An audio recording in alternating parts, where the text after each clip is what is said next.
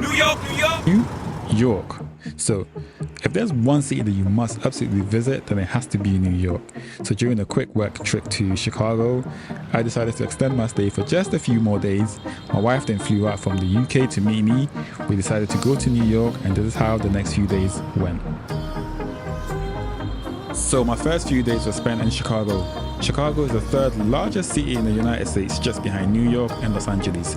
Chicago is known for its jaw-dropping architecture, vibrant music scene, amazing food, iconic neighborhoods, and we can't forget drill music.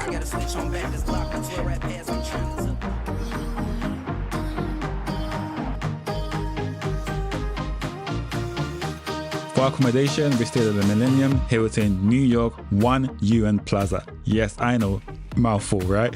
So the hotel is conveniently located right next to the UN headquarters, a few blocks away from Grand Central Terminal Station, with many attractions are within walking distance. The hotel also offers great views of the city and is a great place to stay if you want to be away from the crowd and the madness of New York. Now, whilst the room was slightly smaller than what we're normally used to, I would say this is the best price to size ratio in the lower Manhattan area. So the bathroom was also decent, again a bit on the smaller side, but clean enough to not give you the ick.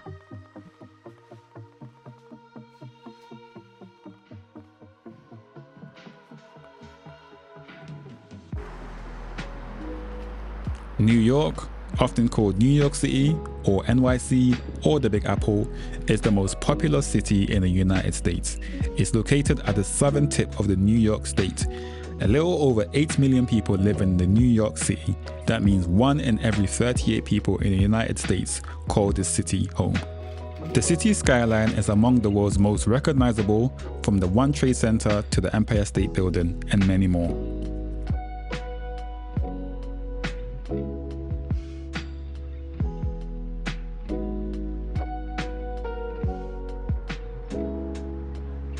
So on our first day, we did a lot of walking. A 20 minutes but $30 ride from our hotel took us to Brooklyn Bridge. The iconic Brooklyn Bridge connects Lower Manhattan and Brooklyn Heights. Known for its stone arches, 360 views of the city, this is a must-visit place for your Instagram pictures. After what felt like an eternity crossing over Brooklyn Bridge, we arrived in Dumbo. Dumbo is a trendy waterfront neighborhood in Brooklyn. It is known for its iconic Manhattan Bridge view, as well as the Pebble Beach and Brooklyn Bridge Park.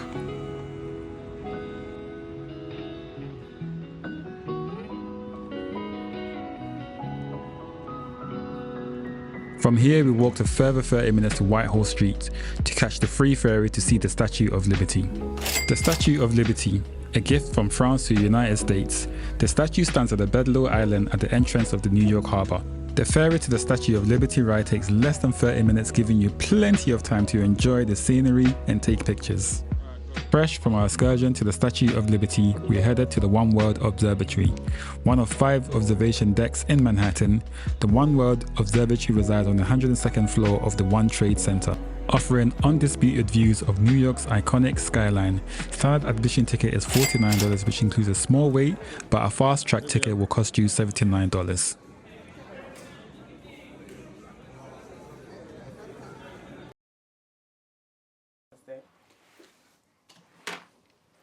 Come with us as we explore day 2 in New York. Baby, baby, baby. Day 2. Day 2 in New York. Let's go. Outfit check. Outfit of the day. Zara. I think this is from Zara as well. Chanel. Have I got my glasses on? Oh, I don't have my glasses. But yeah. Oh, and my Adidas Samba trainers.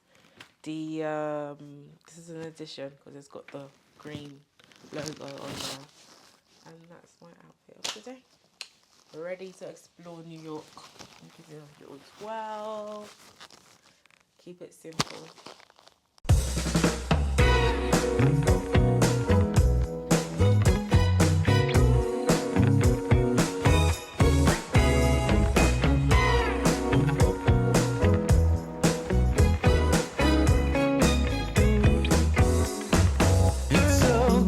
The cuisine of New York City comprises many cuisines belonging to various ethnic groups that have entered the United States through the city. If you want to savor the flavors of Mexico, where every taco is crafted from fresh ingredients and cherish family recipes for an authentic experience, then you need to eat at Las Tacos.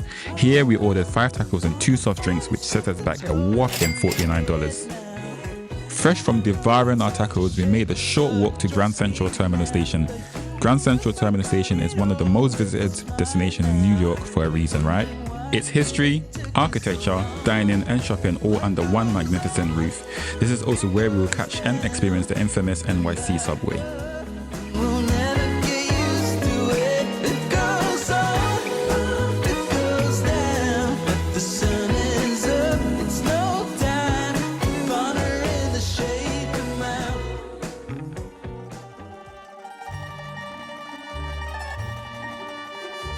On the other side of the subway, we ended up in Little Italy, a neighborhood in Lower Manhattan in New York City known for its former Italian population. Its romantic old New York atmosphere is world famous, and its authentic pasta dishes served by the best Italian restaurants cannot be beaten.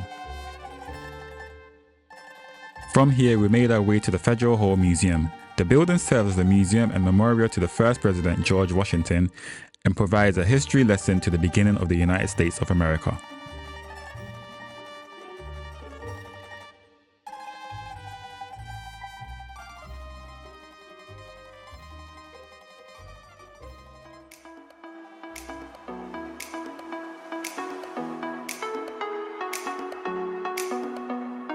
The rest of day 2 was dedicated to shopping. I mean, you cannot come to New York and not shop.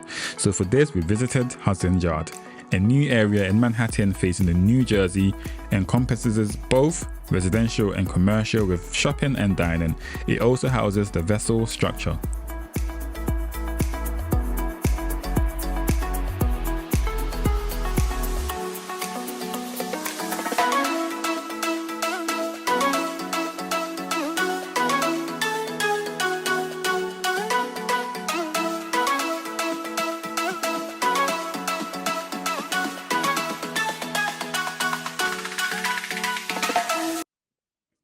Yep, so that was me attempting to film a dialogue without actually turning on the mic. So it's back to voiceover, guys. Oh, and I think my wife said something over here too, but obviously we can't hear it. So yes, back to voiceover.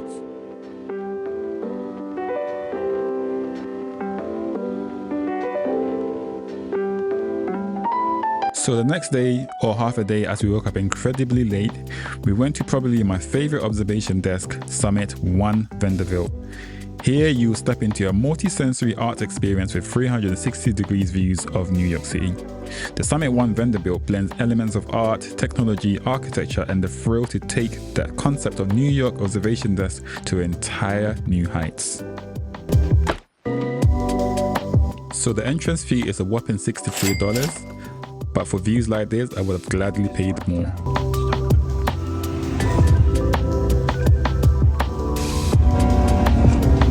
When a city stops transforming,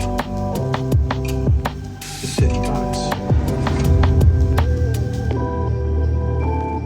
We felt this was a building that had to be built to spark a revival. Okay, so serious question now. Have you really been to New York if you ever visited Central Park? Central Park is an urban park between the Upper West Side and Upper East Side neighborhoods of New York City. It's huge, like really huge. It has a zoo, a castle, an outdoor theater, horse and carriage, boat hires, the list goes on. We hired 2 e-scooters at $25 per person for the duration of 1.5 hours. This was plenty of time to ride the entire length of the park, occasionally stopping for those aesthetically pleasing pictures.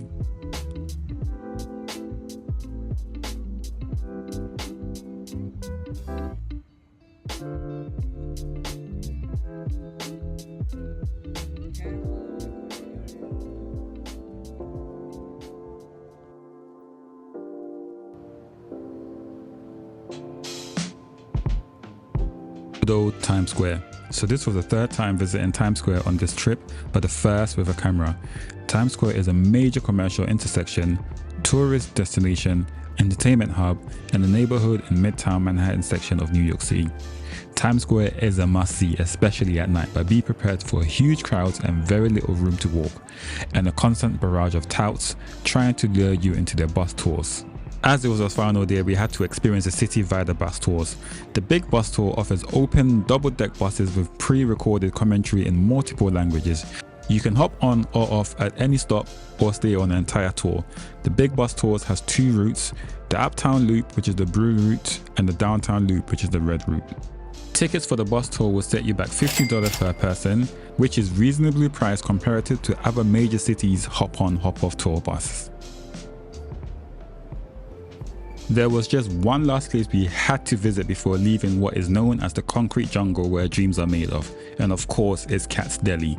A kosher-style delicatessen on the Lower East Side of Manhattan in New York City. Since its founding in 1988, it has been popular amongst locals and tourists alike for its pastrami on rye, which is considered amongst New York's best. And that is all. Hope this gave you a little insight of what to do when spending a few days in New York. Until next time, peace and be safe.